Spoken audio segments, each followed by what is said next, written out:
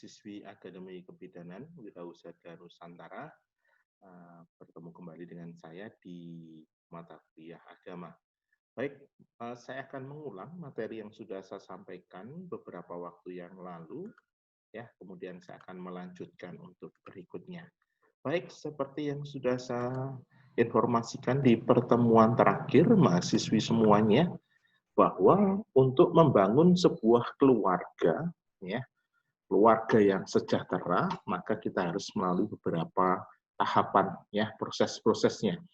Mulai pranikah, pernikahan, ya, kemudian setelah menikah baru terbentuk sebuah keluarga, dari keluarga itu baru kemudian diusahakan bagaimana sih untuk membentuk keluarga yang sejahtera itu, ya. Oke, keluarga lahir dari sebuah perkawinan atau pernikahan, ya. Kemudian pernikahan adalah sebuah tahap yang harus dilalui setelah masa pranikah. Masa pranikah itu terdiri dari masa pacaran dan masa tunangan. Kalian sudah tahu, ya, apa artinya itu pacaran, ya. Adalah masa di mana laki-laki dan perempuan berkomitmen untuk menjalin relasi yang lebih intens, lebih mendalam untuk sebuah perkawinan, ya. Jadi konteksnya orang pacaran itu adalah perkawinan. Ketika kamu masih sekolah, ketika kamu masih kuliah, maka tidak relevan ketika kamu pacaran, ya. Kan tujuan kamu kuliah untuk belajar, ya, sedangkan pacaran itu tujuannya untuk apa? Sebuah perkawinan. Kamu mau kuliah atau mau nikah, ya. Maka ketika orang mau pacaran ditanyakan itu, kamu mau kuliah atau mau nikah? Kalau mau nikah silahkan, ya, pacaran, karena itu proses untuk sebuah pernikahan. Tapi kalau kamu ingin, ya, mendapatkan ijazah, ya, kontaknya kuliah, maka tidak relevan kalau kamu pacaran pada saat kuliah, ya. Jadi pacaran jangan terlalu dini, ya. Oke, saya lanjutkan. Kalau tadi pacaran itu konteksnya antar personal, laki-laki dan perempuan, maka tunangan itu adalah melibatkan keluarga, ya. Masa tunangan adalah masa keluarga laki-laki dan keluarga perempuan berkomitmen untuk menjalin relasi yang lebih intens untuk sebuah perkawinan. Konteksnya adalah proses, ya, pernikahan. Oke. Penjelasan pernikahan menurut gereja, ya, menurut negara dulu, ya, menurut Undang-Undang RI nomor 1 tahun 74, perkawinan adalah ikatan lahir batin antara seorang pria dengan seorang wanita sebagai suami istri dengan tujuan membentuk keluarga yang bahagia, kekal, berdasarkan ketuhanan, ya. Jadi, menurut undang-undang ini, sifat perkawinan itu yang pertama adalah ikatan lahir batin. Bukan hanya lahirnya saja, ya, jasmaninya saja, tapi apa? Batiniahnya juga, ya, yang bersatu. Kemudian antara seorang pria dengan seorang wanita, bukan seorang pria dengan banyak wanita, atau banyak pria dengan seorang wanita, tidak. Atau seorang pria dengan seorang laki-laki, tidak. Seorang pria dengan seorang wanita. Kemudian dengan tujuan membentuk keluarga yang bahagia dan kekal. Kekal, abadi, tak terceraikan. Ya, mana ini hakikatnya adalah perkawinan itu kekal, abadi. Ya, tidak ada perceraian di sini.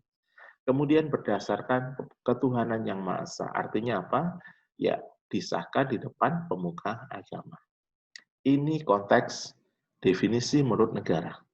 Menurut gereja, perkawinan adalah persekutuan hidup dan kasih antara suami istri yang mesra.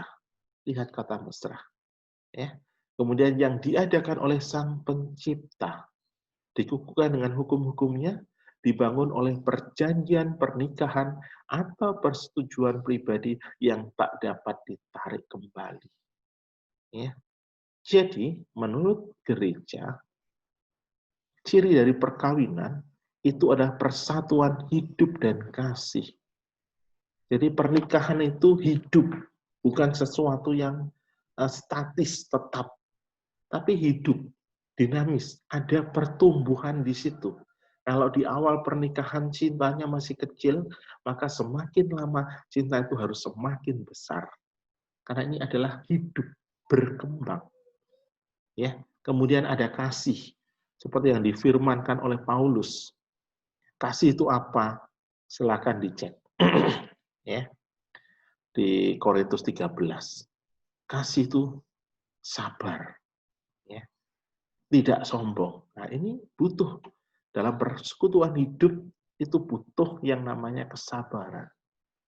Butuh yang namanya kerendahan hati. Ya, sehingga akan menjadi mesra. Ya, oke. Ciri yang berikutnya adalah diadakan oleh Sang Pencipta. Jadi pertama-tama pernikahan itu adalah kehendak Tuhan. Kalau itu bukan kehendak Tuhan, bukan jodoh, maka Tuhan punya 1001 cara untuk membatalkan sebuah pernikahan. Pernikahan itu tidak akan terjadi.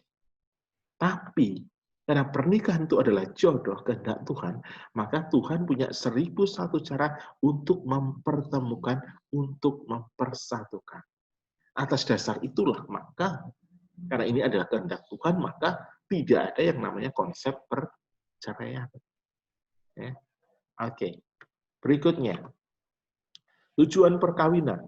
Pertama, pengembangan dan pemurnian cinta kasih suami istri. Jadi tujuan perkawinan pertama-tama itu adalah untuk kedua insan yang melangsungkan perkawinan itu, yaitu suami dan istri.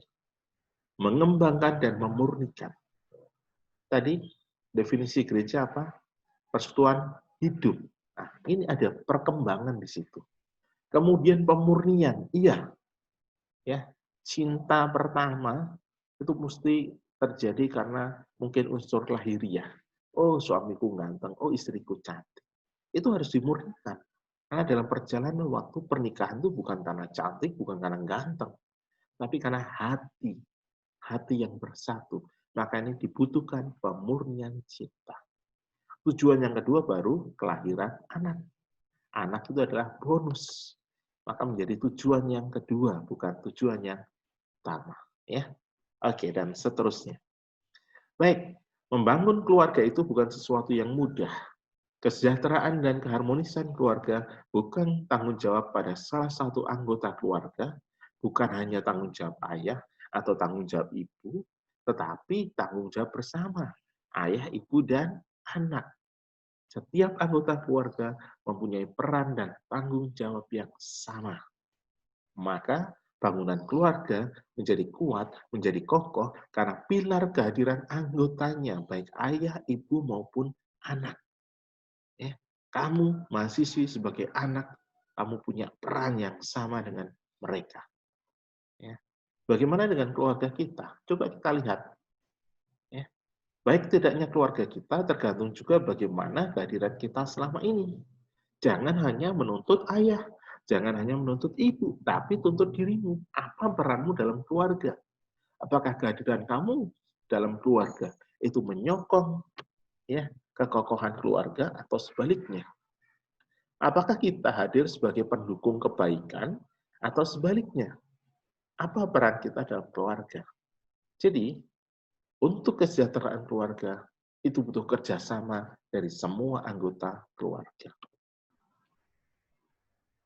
Baiklah, mahasiswa, materi berikutnya mengenai keluarga sejahtera. Ya. Keluarga sejahtera menurut negara itu memiliki ciri seperti berikut ini. Ya.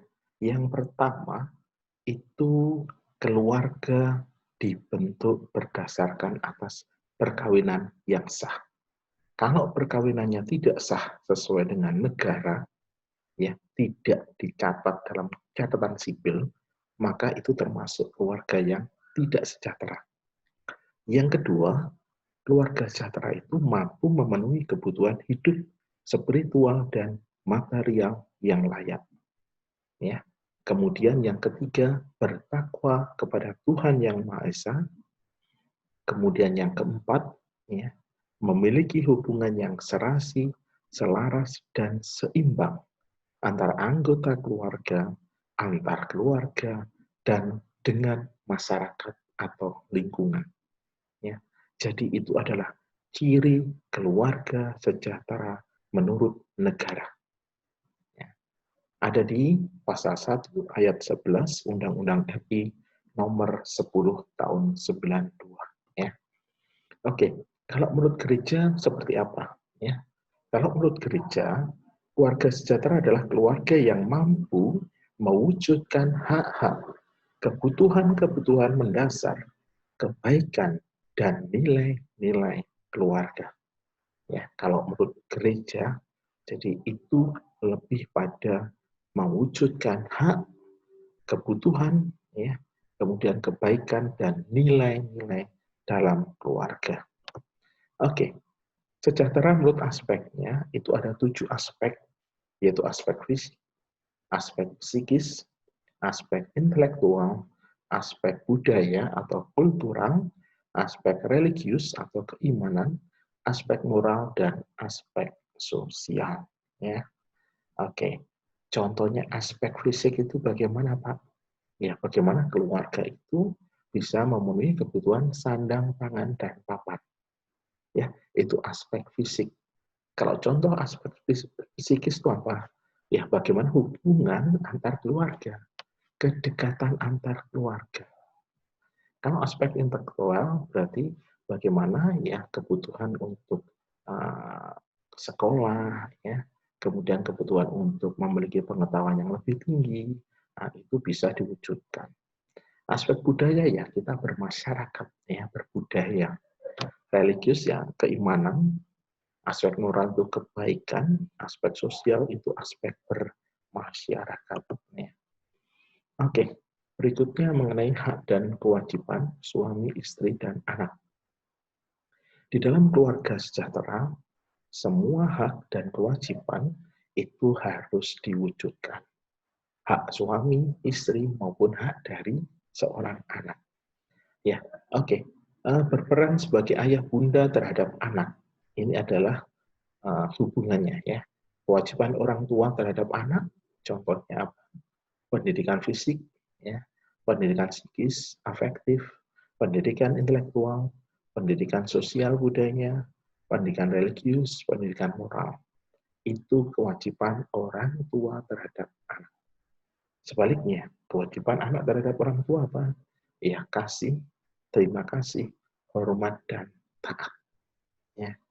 Bagaimana kamu setiap saat harus mampu berbuat kasih kepada orang tua, mampu mengucapkan terima kasih, hormat, dan taat. Ini yang agak berat. Ya. Konteksnya kalian sebagai anak, bagaimana kalian mampu mewujudkan kasih itu kepada orang tua. Terima kasih, hormat, dan taat. Oke, berikutnya adalah pembinaan keluarga sejahtera. Ya, di pertemuan ini sesi terakhir mengenai pembinaan keluarga sejahtera. Jadi pembinaan keluarga sejahtera itu tidak bisa sekonyong-konyong terbentuk. Tiba-tiba bisa terbentuk. Keluarga sejahtera itu butuh proses, butuh pembinaan. Maka ada 4 hal, ya 4 aspek yang bisa dibina. Yang pertama aspek agama, yang kedua aspek pendidikan, ketiga aspek sosial, dan keempat adalah ekonomi. Pembinaan keluarga sejahtera dari aspek agama adalah bagaimana ya semangat atau spiritualitas keluarga Kristiani itu betul-betul hidup di dalam sebuah keluarga. Partisipasi keluarga dalam misteri iman kita. Kemudian tradisi-tradisi keluarga Kristiani itu bagaimana bisa diwujudkan dalam kehidupan berkeluarga. Bukan hanya ibadah, ya. Bukan hanya sekedar ikut persekutuan, tetapi bagaimana nilai-nilai kekristenan betul-betul tumbuh dan berkembang dalam keluarga. Berikutnya adalah aspek pendidikan. Ya, yang bisa dilakukan adalah peningkatan pengetahuan dan keterampilan istri. Contohnya apa? Istri. Ya, kalau kamu nanti jadi bidan, ya jadi istri, bagaimana kamu tidak cukup hanya kuliah mengenai kebidanan saja, tapi kamu punya keterampilan yang lain. Ya. Jadi keterampilan kewirausahaan misalkan. Ya, kamu belajar berwirausaha. Suami juga begitu. Jadi peningkatan pengetahuan dan keterampilan suami, bagaimana suami itu diberi kesempatan untuk berkembang dalam pengetahuannya, kuliah lagi kek, ya, atau ikut kursus ini lagi, ya, dan seterusnya. Demikian juga dengan anak, ya, bagaimana pendidikan anak diperhatikan. Oke, berikutnya adalah pembinaan keluarga sejahtera dari aspek sosial bermasyarakat. Bagaimana keluarga ini bukan tumbuh sebagai keluarga yang eksklusif, menyendiri, tetapi sebaliknya bagaimana keluarga ini bisa bermasyarakat, berperan serta di dalam kehidupan masyarakat, terlibat di dalam kehidupan bermasyarakat. Ya, bagaimana dia bisa hidup, ya, dalam persekutuan gereja sekaligus persekutuan masyarakat. Ya, yang terakhir adalah pembinaan keluarga sejahtera dari aspek ekonomi. Ekonomi rumah tangga itu betul-betul harus diatur. Ya. Biasanya sebelum orang menikah, keluarga Kristiani menikah, itu gereja biasanya memberikan kursus, ya, untuk perkawinan. Salah satu materinya adalah ekonomi rumah tangga. Bagaimana suami dan istri diajak bersama-sama mengatur ekonomi rumah tangga. Tujuannya apa? Ya, tujuannya supaya tidak besar pasak daripada tiang. Artinya apa? Tidak besar pengeluaran daripada pendapatan. Maka ada beberapa hal yang harus diperhatikan. Contohnya mencatat pengeluaran, mencatat pendapatan, kemudian mencoba, ya, ketika ada hambatan dalam pengelolaan keuangan, komunikasi antar keluarga. Bukan hanya suami dan istri, tetapi bagaimana anak-anak juga diberitahu. Ini loh nak, pendapatan ayah segini, pendapatan ibu segini. Bagaimana kamu harus ikut membantu sebagai anak melihat realitas. Ya. Jadi ini adalah 4 aspek pembinaan keluarga sejahtera. Baik, mahasiswi semuanya, sekian dulu materi dari saya. Akan saya lanjutkan minggu depan. Ya, terima kasih. Tuhan memberkati.